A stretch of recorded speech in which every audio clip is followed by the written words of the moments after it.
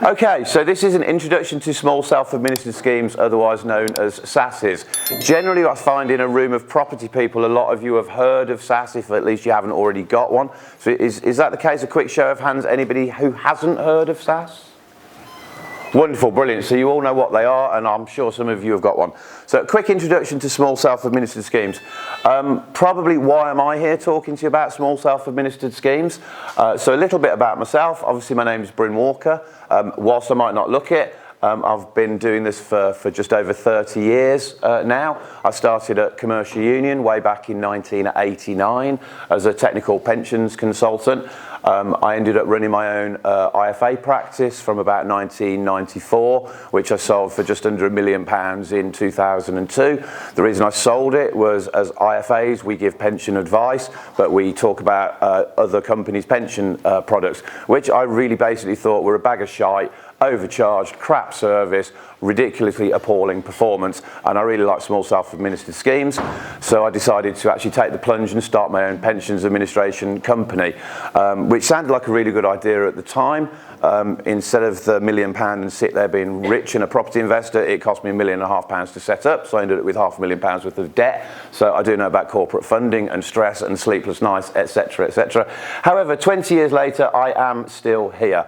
I do believe in giving an awful lot back to the pension industry, which has given me so much. So I'm a volunteer on the Transparency Task Force Victim for Pension Scams group, and because of that, believe it or not, I actually serve on a government committee. So I serve on the all-party parliamentary group on pension scams. Pension scams is something that I'm very passionate about solving. For people that don't think they'll ever be involved with one, we're currently looking into 74 to invest it.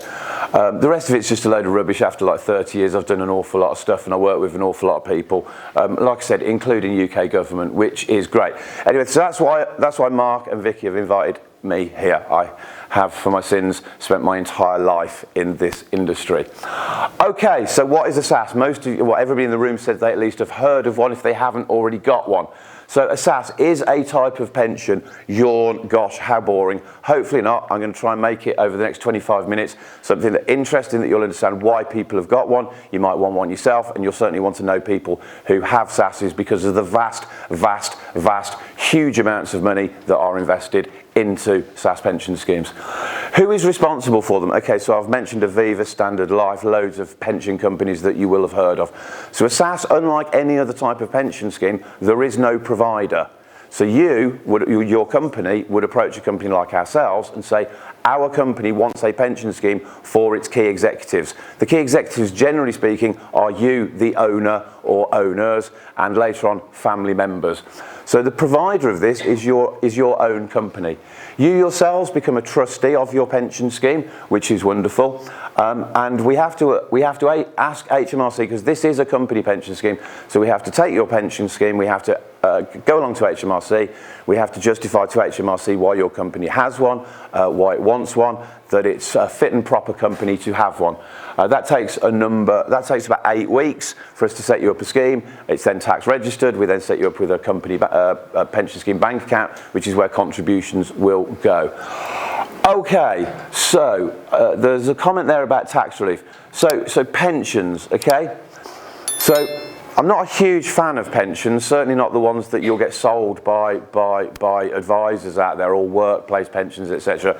They're a starter, but they're basically a starter for employees, okay? They're not wonderful for business owners because it's your money and you don't get to decide what to do with it, whereas with a SAS you can. However, why you should look at a pension scheme, basically let's talk about tax relief. So a lot of you in property now, so corporation tax has just gone up to 25%, hasn't it, for those of you making reasonable profits. So out of every £100,000 you make, you give away £25,000 to UK government just for the fun of making a profit. This is before you've taken any money out of the company yourself. If you want to then take some money out of the company yourself, if you're going to pay yourself a reasonable salary, you're going to lose another 40% of the 75% you've got left. So it's quite harsh to pay yourself and make a profit in the UK. One thing that the government do allow is they do allow tax relief on pension contributions, because they're a big fan, both companies and private individuals make pension contributions.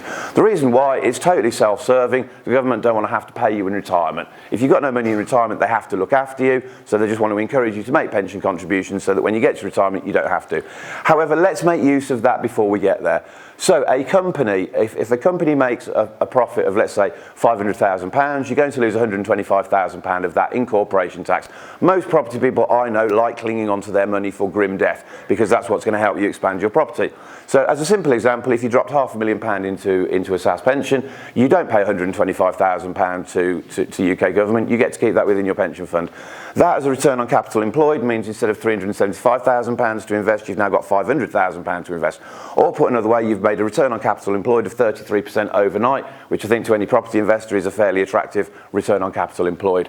Similarly with personal contributions, instead of out of £100,000 walking away with 60, if you dropped £100,000 into your SAS pension, you would have £100,000 to invest in property, not £60,000. Okay?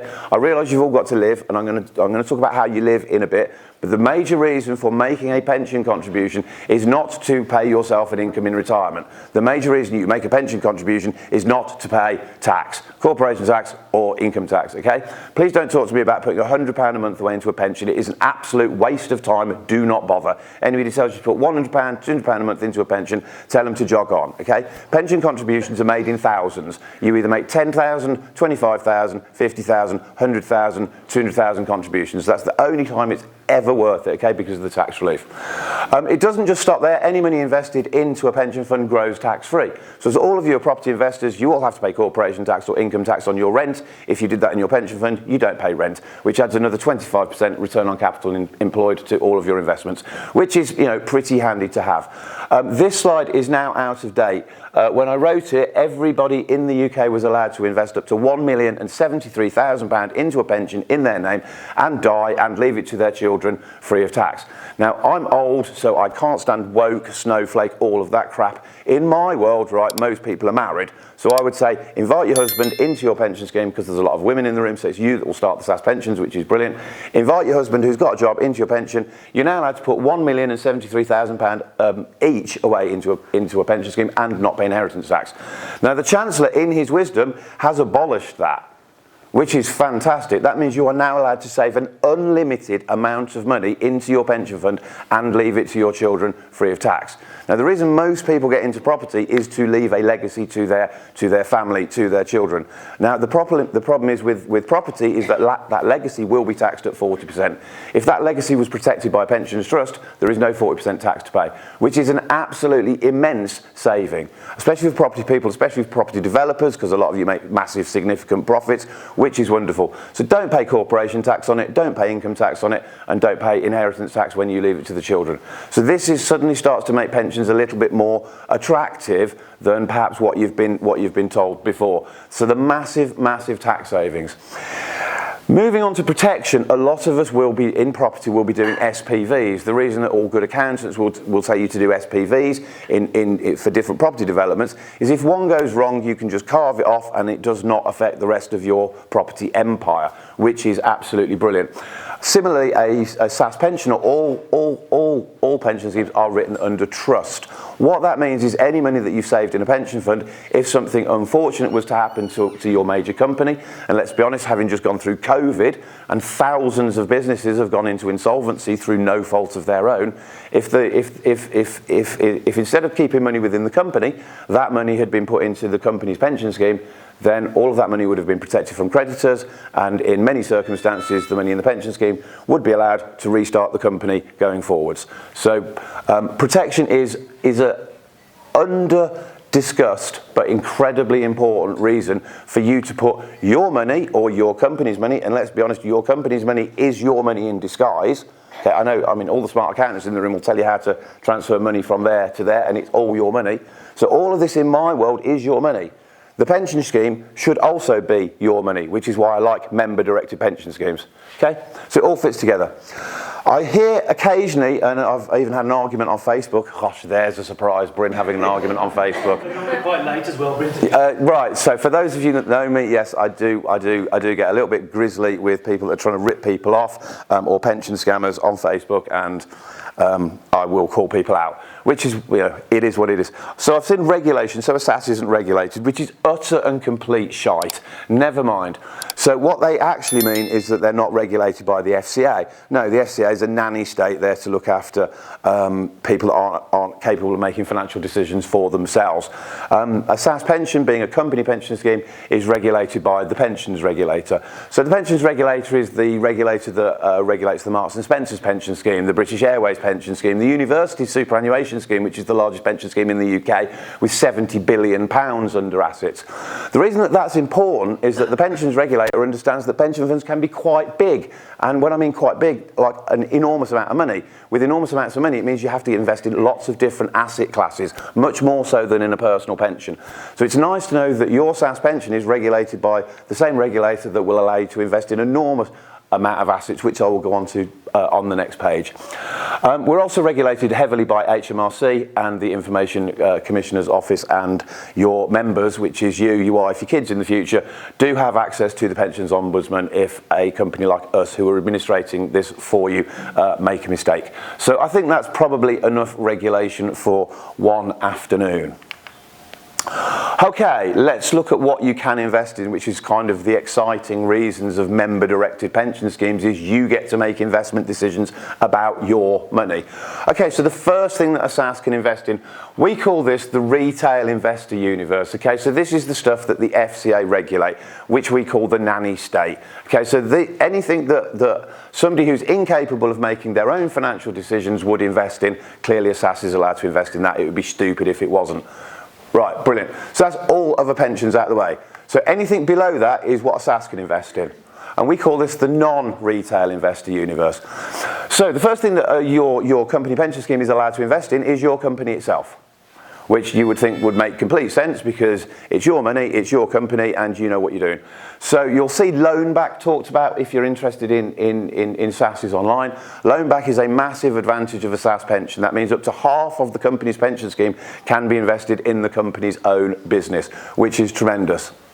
So a loan to ourselves is an investment, which is brilliant. So that also means you're allowed to invest in your network, which is why meetings like this are absolutely amazing, because the whole purpose of this is networking.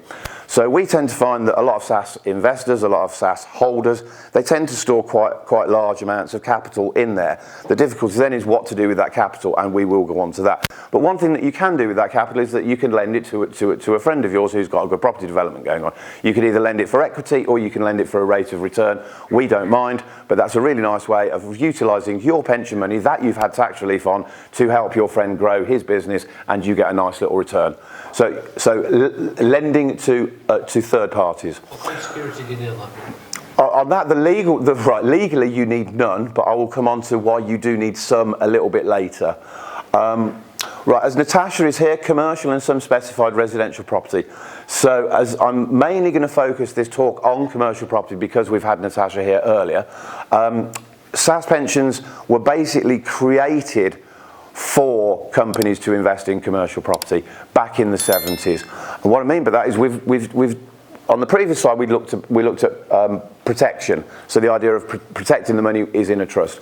So back when I were a lad, a lot of companies I'm a Midlands boy, as you can probably tell from the accent, Lloyds and money, and you'll know exactly where I'm from, which is fine in Birmingham, that goes down fine, but in other parts of the country it's like, oh, okay, that's a strange accent. So in the black country there are an awful lot of metal bashing companies which are fantastic, and in the old days they used to have to rent those factories from big commercial landlords, which is great, but if the big commercial landlords wants to put the rent up, what happens to the factory? So the idea of a SAS pension was that the company is allowed to put money into a pension fund, it's allowed to claim tax relief on that, which is tremendous. Once the company pension scheme has saved up enough money, it's allowed to buy the factory from where it works.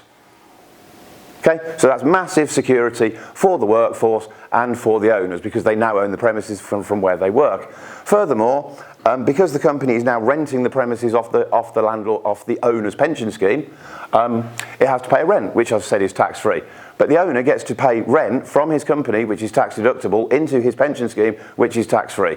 And when he retires, he'll just sell the company will carry on renting the premises from him. What an amazing way to generate a pension from commercial property. What you then found with in the olden days is that this ran very successfully, and the company pension scheme accrued all this rent, didn't pay any tax, which was great. So it had a big balance in its bank account. So the director thought, well, this is working really well. Why don't I buy the factory next door? So that's what they went and did. They went and bought the factory next door, and that is how SAS pensions have grown and grown and grown. And if you think about it, if you're an office-based business, you buy the office. Then you buy the office next door, then you buy the office next door to that, then you buy the office upstairs. And this is how you grow a commercial property portfolio within your pension in a very safe way, in a very, very tax efficient way. And it's wonderfully protected. So I like commercial property, and I'm going to come back to some more examples for Natasha later. I'll look forward to the question and answer. And I think that's probably the bit that's most important.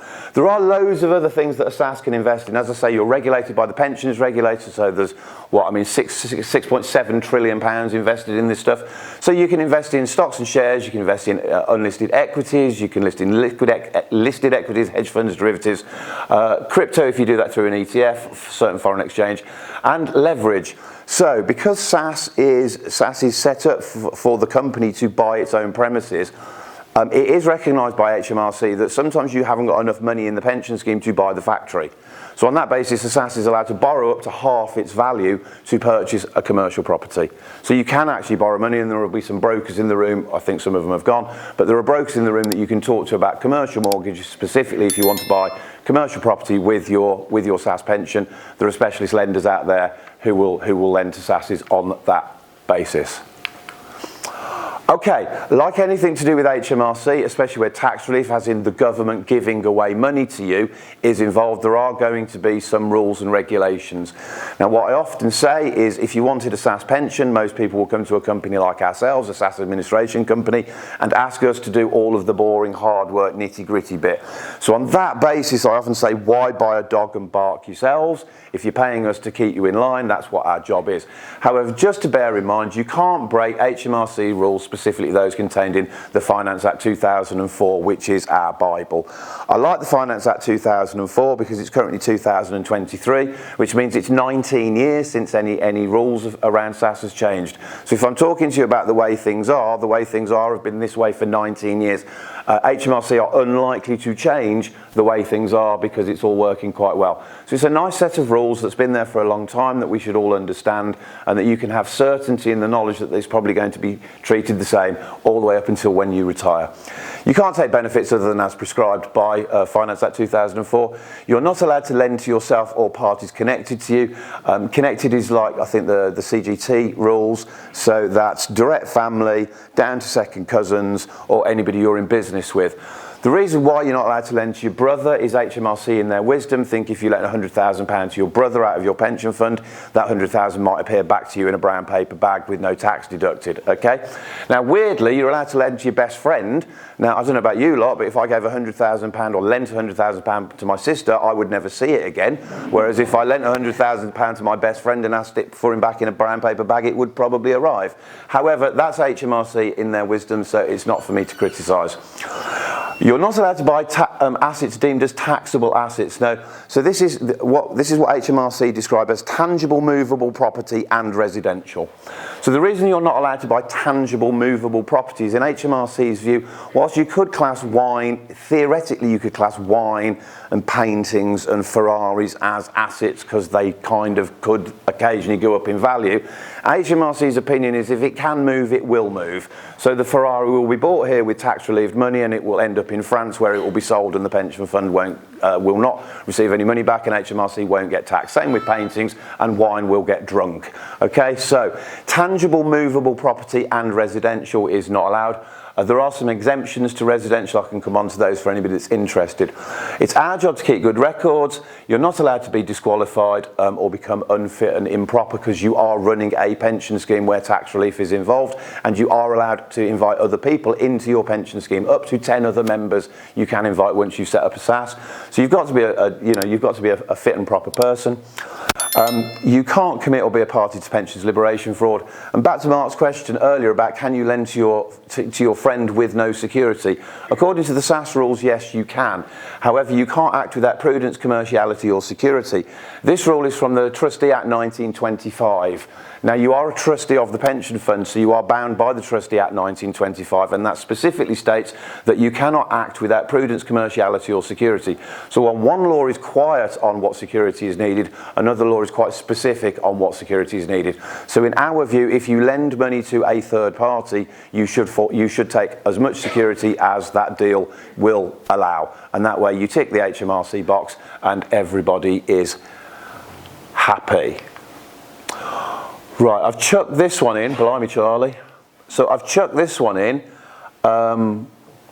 basically to remind myself, okay, in the 4 months since I've put this slide up, you people in the room have found over £300,000 of lost pension funds that you did not know you had before listening to me today, which I'm really, really proud of, okay? This is the 6.7 trillion, that's how much is invested in UK pension funds. There's 38.2 billion lost. That's not lost in fraud, that's lost. That means you guys have forgotten that you've got money in a pension scheme. How? Let's start with the how. Okay, so did you contract out of SERP? So this is for the older people like myself in the room. So in 1987, Margaret Thatcher, in her wisdom, and it's proper wise if you ask me, right, this thing called SERPs, the state earnings related pension scheme. So back when I were a lad, some of my national insurance that got took off me by Commercial Union, my employer, without me seeing it, next week got paid out to old age pensioners as part of their state earnings related pension scheme. Maggie in her wisdom said, I can sign a form that says, instead of that little bit of my national insurance that I've had taken off me before I knew about it, being paid out to an old age pension next week, can be sent to a pension company until I retire at 65, now 67. So I think I was 17 at the time. So either I can have my money paid out to a pensioner next week, or I can have my money given to a pension company for the next 50 years for investment growth. So I tick the box. I've never made a pension contribution, and I've forgotten who I signed that form with. It's that simple, and I'm 52. So for the last 35 years, some of my national insurance has been diverted off to a pension company whose name I've forgotten. I did once remember, I looked them up, they've been took over. They've been took over by somebody who's also been took over. Okay, so that money is still being deducted because I phoned up HMRC and I said, am I contracted out of SERPs? And they said yes. And I said, who with? And they told me the name of the pension company, which is called Reassure. Reassure is the biggest company you'll never have heard of because Reassure have acquired 38 different pension companies. So they're based in Telford. You can Google them, you can look them up, you can send them an email, you can phone them up. I suggest if you're about my age, anything down to about 30, you phone up Reassure, you give them your national insurance number, and you say, have I got a pension with you? And let them tell you. They'll want to find you, okay? Because administering pensions for people who we don't know where they live, is the biggest expense that we have as a pension company. We'd love to find you because then we can start billing you again, which would be great. So, Reassure, that's big R, small e, big A, S-S-U-R-E, okay? So, go look them up. The other ways you can find previous pensions, in the olden days, every company offered a company pension scheme. Then we went through about 15 years where very few companies offered a company pension scheme. And then back from 2012, it became law that every employer has to offer a pension scheme to its employees, again called workplace pensions. So many people that did have a job, have had a job in the past, will find that they've got an old pension somewhere. I know it's boring, I know it's a pain in the neck, but if you can get the grey matter working and just list out one afternoon your previous employers, and just phone them up. They'll have a HR department if they haven't at least got a pensions department. Ring them up, give them your national insurance number and your address when you work for them, and just ask, have I got a pension there? As I say, so somebody who's quite famous came to one of these and 3 days later actually posted on Facebook, Paid 25 quid, I watched Bryn speak, I found £125,000 that I'd forgotten I'd got. Who was that? We're going to tap into him. No, he hasn't got your pension, right? He just found his own. But just following those simple things, you may well find some money. I hope everybody does, but I certainly hope 2 or 3 of you do in the room. It's well worth doing. It's money that you didn't know you had, which is brilliant. Okay, that's finding old pensions. Right, I wanted to go back to this really, which is the what you can invest in, and I've talked about commercial here, and Natasha's talked about commercial, which is brilliant. So some common questions I'm asked about SaaS is how much do I need to put into one, or how much do I need to start one, okay? So this is where pompous pensions people, whom I detest, okay? You're not going to find them sat at the front of the room, you're going to find them in ivory towers, talking shite online because they've done this job for like ever, and they're pompous, and generally they're big, they're fat, they're bald, they smoke cigars, they drink red wine. We've all met them, okay? We all detest them, right? Now they'll say, well, we need at least £150,000 whilst they're spitting on you to start a pension to make it worthwhile, okay? Because they don't want you to do one. The reason that they don't want you to do a SaaS, right, is that you get to manage your money so that they lose their 1% management fee of 1,500 quid a year or whatever that is, okay? So what did we start yours with, my love? I think it was nil, wasn't it? Yeah. 0. Absolutely 0. As long as you can pay our fee, which is £1,500 to set one up, £1,500 a year to run one, you can have a SaaS. However, I'm not a maniac, okay? You have to have a plan, otherwise you're just paying me money for old rope. So Natasha's plan, bless her, was we're doing quite well, we're going to make quite a large corporate profit this year. I don't want to be paying the corporation tax, or I certainly want to divert some of that over into a pension. So I want to set up the pension now, way before year end, so I'm not scrabbling around panicking at year end that I'm going to miss the deadline for making a pension contribution. Because companies have to pay a pension contribution in the year that they want it relieved against, okay? So it's not like voting yourself a bonus back into last year's accounts and having it counted against last year's corporation tax. Physically be made in the trading period, okay? So for Natasha, bless her, I'm sorry to, but you don't mind, you said my SaaS was with Bryn. So Natasha, it was more important that she had the SaaS set up so she had a vehicle to drop money into than scrabbling around panicking, you know, towards company year end, that the scheme might not be set up in time. So Natasha, bless her, started it with nil. And I thought we were going to have a nice relaxed time until just before year end, and then we'd discuss how much to put in. And then a week later, she says, I've seen this telephone box that I want to buy. And that's where the panic started, didn't it? So you phoned me on a Monday, asked me whether we could. We worked out that whilst tramps might live in it, it's not actually a dwelling, so revenue won't class it as a residential property, even with a tramp living in it.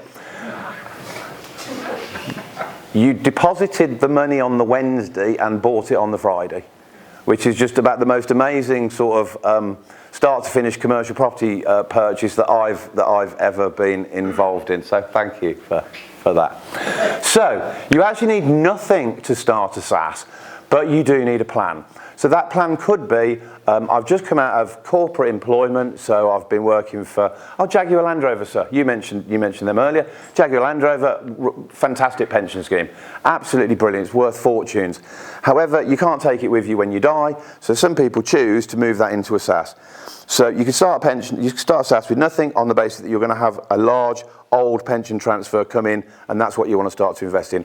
Or that you're going to make large corporate profits, and that you're going to drop those in. So that's 2 reasons for starting a SaaS. Once your money's in your SaaS, which is brilliant, let's start talking about what we're going to invest in. So we've proven, Natasha, £11,500 got you a commercial property, which is brilliant. She's beaten my record, which previously was £15,000. £15,000 was for a public urinal. I mean, it closed down public urinal, which is fine, but you can't live in it again, so it kind of qualifies. The weird thing with public urinals is, generally speaking, the councils have not built them in areas of low footfall, have they? So they're not out in the well, some of them are in the middle of parks, but anyway, George Michael, rest his soul. So a lot of them are in areas of heavy footfall. So we had a client that bought one, turned it into a coffee shop, rented it out to Costa Coffee, makes 55% return on capital employed, which is a pretty reasonable return. I've had a 26-year-old ask me about transferring his workplace pension of £30,000 into a SAS. Now, I was a bit wobbly about that. I had to run through, okay, we charge £1,500 a year to run it. What are you going to do with £30,000 that's going to justify paying us £1,500? Because I don't want you all over Facebook going, that Bryn Walker's ripped me off. Okay, that's the last thing on earth I need. So what can you buy with £30,000 that's going to like make this worthwhile? This is, I'm going to buy 6 lock-up garages in Sheffield. I'm going to knock them out to local tradespeople at £25 a week for storage. Make £7,800 a year out of my pension. I said, not only can you be a client of mine today, and every day of the week, you can be twice on Sundays because you can be a millionaire at 40. If you're that clever at 26, if you can look at lock-up garages at 26 in your pension fund and connect the dots on that one could buy the other, absolutely fantastic. So commercial property is as broad as it's long, as obviously Natasha and the guys will explain to you. So one reason I talk about Natasha a lot is that to take out a SAS, it's quite a, it's a chatty process. Nobody just like sort of rocks up and go, oh, I want a company pension, Bryn. It's like, what is this SAS? How does it work? How much does it cost? How about my, how many members can I have? How do I get contributions into it? How does the tax relief work? How do the investments work? Etc., etc. So it's a very consultative process. It's then an 8-week process to get it through HMRC, where you've got money at stake, so you're constantly on the phone to me, to my team, etc., which is great. We then got to get the old pension transfer across, we've got to get into the bank account, and it's wonderful, and I like the fact that we're a very consultative SaaS company. Not all of them are, but we are. So by the time the money lands from the old pension scheme, which could be £200,000 or £300,000 or £400,000, we've got a very, very friendly, close relationship. And the money lands and they go, fantastic, Bryn, my money's here, so what commercial property do I buy? Okay. Which part out of the last 12 weeks of me banging on and on and on about the fact that I'm qualified pension advisor for 30 years, qualified pension trustee for 30 years, do I know jack shit about commercial property? No. So why do you ask me what to spend 400 grand on? And for years we've struggled. So when I found Natasha and the services that they offer, it was manna from heaven. So we're in partnership with NCRE. So if you want to buy commercial property, we kind of say, go talk to 5 experts, because that's their world, that's their job, that's what they do. We do the pension side, the commercial property side is their box of tricks. And the reason that I picked them, after 30 years of seeing this, is I've seen £10,000 courses, I've seen £20,000 courses, I've seen £30,000 courses, and I saw £1,600. And to me and my 800 clients, I thought £1,600 as a starter into commercial property sounds like the best value I've seen in 30 years. Thank you very much. Happy days. Okay, so commercial, what can you buy? I like people buying shops, okay, just as a starting point. Why a shop? Well, because it looks like a house, and most of us have bought a house. So most property investors are quite happy with a house. If you just look at a shop, it's a little bit like the front is the lounge, the back is the dining room, and the upstairs is where the bedrooms are, okay? That's how most shops look. So I want to give you a simple example of Stephen Gallagher. Some of you have heard me speak about Stephen before. I know Mark knows him. I know he's actually in the members club with Natasha Collins as well, and he runs the SAS Scotland group. So Stephen bought a shop where he lives in Scotland for £35,000, freehold shop. 2 stories with an attic, £35,000, which is wonderful. So how much do you need to start a SAS with? Well, £36,000, 36.5 maybe, there's a good starting point. So what did he do with this shop? So this is what's called the CMO strategy. So I know a lot of you here are into HMOs, which is great, and you know why you're into HMOs, because it's one house with 5 tenants. So what's a CMO? Let's work out in property. We kind of like acronyms, but we're a bit lazy. So a CMO is a commercial multiple occupancy. So it's like an HMO, but it's commercial, which is wonderful. So this is one shop with multiple tenants. What on earth do I mean by that? Well, what Stephen did with his £35,000 shop was turn it into a white box. We know white boxes because Kirsty, who's presented here, talks about white boxes. That's what the tenants want, because once the tenant has got the shop, that's absolutely wonderful. They'll do the bits and bobs and make the shop look like what they want. So what Stephen decided to do was spend £40,000 out of his SAS, turning this shop into a white box, and then knocked it into a Turkish barber's. Put one desk in each corner, and then knocked it out to 4 different Turkish barbers at £100 a week each, which I think is £20,000 a year rent, isn't it? So that's £20,000 coming in from a £75,000 investment. Could somebody tell me what the ROI on that is? Because it's quite good, I think. And this is all with money in his pension, so it's not even his money. It's not even money out of his bank account. This is his money out of his pension that really he couldn't actually use until he was 55. But that sounds like he's got a commercial property investment. Sounds like a very interesting one. So let's talk about the upstairs. So the upstairs used to be storage. So of course, like a lot of property investors, you go, right, upstairs, so downstairs is the shop, upstairs we're going to turn into a flat. Great. So in Hamilton in Scotland, a one-bedroom flat, which is what he could fit up there, is going to get £385 a month rent. You've also got to turn the upstairs of a shop into a flat, which is a bathroom, a bedroom, quite nice, quite a lot of money to do it up, blah, blah, blah. But then put onto a separate title, and then you own a flat, which is absolutely great. So he's got all of these plans all over the kitchen table, and this is during COVID, and his missus finally walks down the stairs and goes, I'm absolutely sick of this crap all over my kitchen, go get yourself an office and get out my house. Fantastic. So he thought, oh shit, okay. Phones at Regis, right, I'm going to need a serviced office for maybe 6 months. You know, that's a good job because 6 months is the least we'll ever rent our office out to you for. Oh, okay, that's interesting. Now, are you a limited company and do you have a 3-year trading history? Because you need that as well, otherwise we're not going to send you a lease, blah, blah, blah. Anyway, he said, yes. Regis sent him all of their costs and stuff for serviced offices, which he took one look at and thought, bloody hell, the minimum serviced office here is £500 a month and I could fit 2 upstairs in my shop. Why on earth am I going to build a flat? So he didn't. So he put 2 serviced offices upstairs and he gets £600 a month each because he doesn't require 6 months rent. He doesn't ask somebody to be in business for 3 years. And actually he'll rent them out to sort of people that have never been in business before who now want to get into business because of COVID and they're all working for themselves. So what we're talking about, 20,000 on the downstairs, 12,000 on the upstairs. So we're now talking £32,000 a year from a £75,000 investment. And it's got an attic, and the attic has just had planning permission for 2 further serviced offices. So this is kind of why we like commercial property. So that's going to be a £44,000 return from a £75,000 investment, which is pretty spectacular, and it didn't cost very much money to get into. Now he's done this mainly in his SAS, because that was money he didn't have to spend. But please remember, you don't need a SAS to do this. This is a commercial property investment.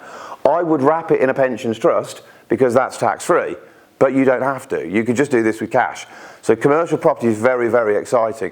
In fact, if you did it with cash, you could then make a pension contribution, get corporation tax relief on that, and then buy it off yourself, which is even more exciting. So pensions all of a sudden might be something that you want to start thinking about, because there's ways of saving tax and making money for yourself that's quite incredible. So, should we carry on with shops and something that Natasha was talking about earlier? So, Derek McGrowerty, which I've managed to avoid doing the Scottish accent in, Derek McGrowerty goes to South Scotland and is a fan of Stephen. So, Derek's very first commercial property purchase, he couldn't buy 1 shop, unfortunately, because the shop was in a row. So, he bought 5 shops for £240,000. But because he hadn't been on Natasha's course, all of the shops that he bought were on licences, not leases.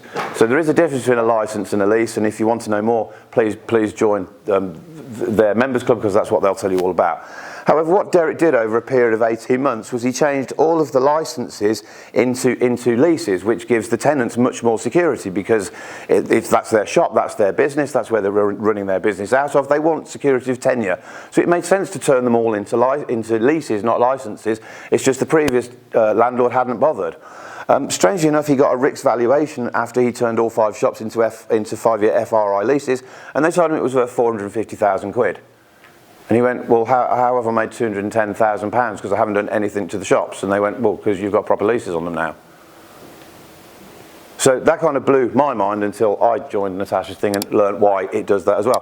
So anybody that says you can't make a lot of money out of commercial property very quickly, I think is actually kind of false. And it does give you an awful lot of opportunities for buying things that are on leases and doing some asset management strategies and turning those into, proper. I mean, that was over 100%, wasn't it? No, it was just under 100% that Derek made. Strangely, Derek and Stephen have now bought 9 more shops between them, 5 on one road, 4 on the other. Yes, there's 9 downstairs, but there's 14 upstairs that are currently used as storage, all of which are going to get turned into serviced offices, which is another going to be, what, £7,000 a month from the upstairs. So this is kind of why I like commercial. Has anybody gone on Jerry Alexander's training? He's speaking here, obviously. Is he? So Jerry's my other favourite. So Jerry bought a factory for 350 grand. Yes, it's in Scotland. Yes, it was disused. £350,000 factory. Didn't do it with his SAS, but easily could have done it with his SAS. Spent £150,000 on it, turned it into 40 serviced offices. Those offices are rented out at approximately £500 per office. 40 times 40 times 500 is £20,000 a month, which is £240,000 a year from £500,000. He's now talking to me about putting a deposit into a SAS that he can then buy off himself. So happy days. Right, so that's SAS pensions in a nutshell, and I've gone over. For anybody that wants me, sorry, that's me. I could talk about this stuff forever and ever and a day. I really do enjoy it. Thank you very much for listening. I've been Bryn Walker.